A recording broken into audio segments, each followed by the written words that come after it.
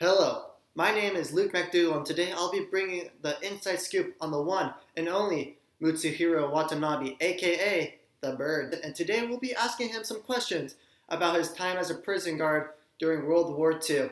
Now let's get started. Now, Mr. Watanabe, I have a question here that everyone has been asking but simply don't know the answer to, and that is, what driving factor caused you to become a PAL camp guard? Well, Mr. Reporter, to answer your question, it was most likely because I am very patriotic and I wanted to serve me country during the war. When growing up, I wanted to be like me older brother, who was an officer, and like me older sister, who was a commander at Changi, a POW camp. These factors most likely prompted me to try to become an officer, but when I put in my resignation form to the higher ups, those stupid idiots denied me. I had no choice but to work at a POW camp as a disciplinary officer. Well, that was an interesting story, Mr. Watanabe. Let's see if you can supply us with more. Now, on to the next question. What was the first thing that crossed your mind when first meeting Louis Zamperini and Amori, and why? If I recall correctly, what I first thought when I met him was that he had to be disciplined immediately. Now that may sound harsh, but everyone in the camps at that time had to follow orders. And right from the start I could tell he wouldn't do that, since he wouldn't look me in the eye. One questioned his defiant will to resist Japanese just infuriated me at the time. That's very interesting. Now, in correlation with the question before, why did you target Louis above the rest of the prisoners, and why were you so harsh on him? Ha! Well, that is easy. It was simply because he had everything that I wanted, but which I could never get. He had fame, was well liked, and he achieved his goals, which I didn't have any of this. This angered me to no extent that this lowly American possessed all of these qualities, which I should have. For this reason, I was on top of him, like, to quote the prisoner, a bloodhound. Also, the reason why I was so harsh to him was that after I beaten him down to the ground, he was so perseverant in resisting my punishment that I had to go all out on him. I see. Now that's why you were regarded as a psychopath among the prisoners. Now on to the next question. What aspects of Louis Zamperini would you say infuriated you the most during your time as a prison guard? Now that's a tough question. Let's see. The number one quality of Louis that had just pissed me off to no extent was his everlasting will to be the best and his will to resist Japanese rule. For instance, during the time when I made him carry the heavy lunk over his head, I was fully prepared for him to do the task for only a few seconds, but he had to do it longer than what was asked for, and that just really, totally, absolutely ticked me off. Okay, next question. According to some prisoners in the same camp, you were regarded as the most dangerous person out of all the guards there. Why do you think this was the case? Well, Mr. Reporter, I don't really know the answer to that question. Perhaps me driving passion to discipline everyone in the camp possibly scared a few people, or maybe it was me methods, like whacking people with me belt, or using my kendo stick.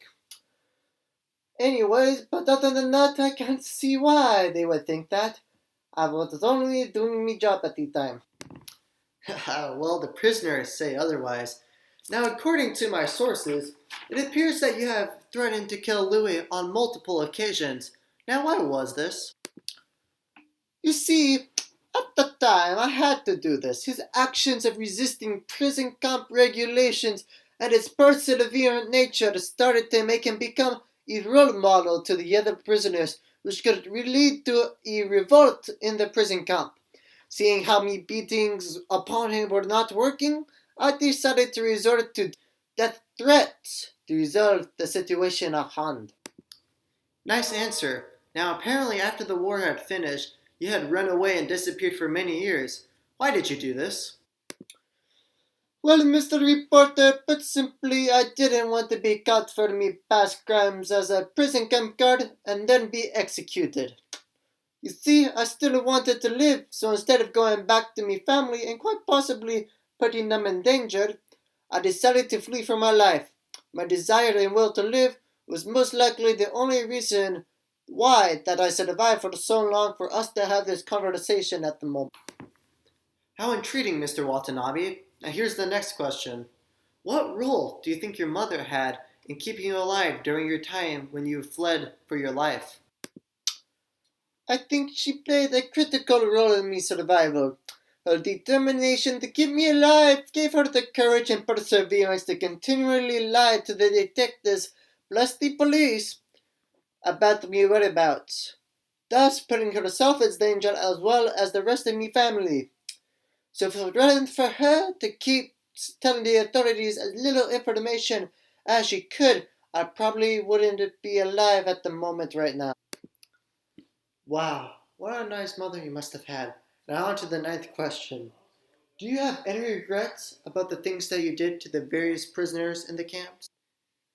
In fact, I do have a tiny bit of regrets. I think I would have been kinder, more friendly if I had been more educated, maybe, or if I wasn't so perseverant in my beatings to the prisoners. But I was taught that the powers had surrendered, and that was a shameful thing to do. Normally, I wouldn't have done any of these things that I did at the time, but during that time period, Japan had a bad heart, and there was nothing that I could have done. Whoa, well, time is almost up for us, Mr. Watanabe, so here's the last question. What emotions do you have of being a POW guard, and what's your overall impression of Louis Zamperini? During the time when I was a POW guard, I didn't really have any feelings. I just did what I felt was right, and I wasn't going to let anyone tell me what to do. For what I thought about Louis was that I hated him. I hated how he persevered through his pain, and I hated how his willpower allowed him to survive any of my beatings. But most of all, I hated how he stood against me in every action that I did, which was the worst of all for me. To me, he's no more but an ugly dream at the moment. Well, there you have it, folks. All the questions you wanted answered straight from Utsuhiro Watanabe himself. This is the end of our show, but stay tuned for next week's episode where I'll be interviewing Donald Trump. Until then, have a good day and over and out.